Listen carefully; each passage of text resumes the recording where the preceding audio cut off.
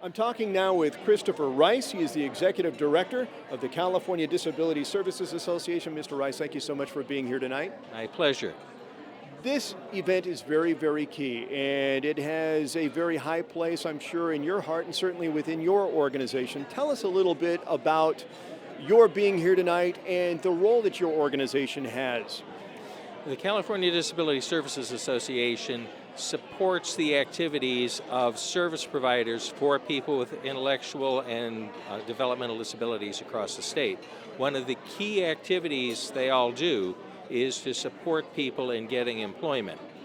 This event here recognizes employers who have hired or are contracting with service providers for people with developmental disabilities to have jobs. That's a wonderful thing. The unemployment level among people with disabilities in general is over 20%. It's much higher for people with intellectual disabilities. So to have this number of employers doing things with the folks in the Inland Empire area is really wonderful.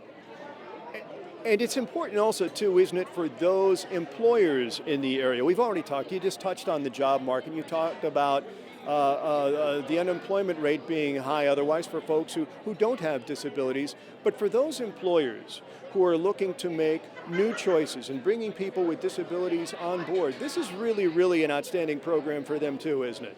Oh, absolutely. Our service providers make sure that they're matching the right people to every position they place someone in.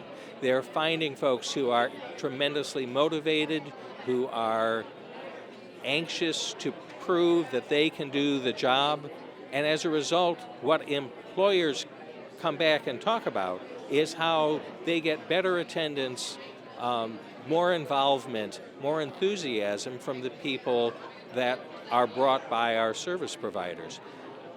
This is a new world where everyone is concerned about the bottom line. The surprising thing for employers is frequently that the bottom line can be improved by the people we bring to them for employment.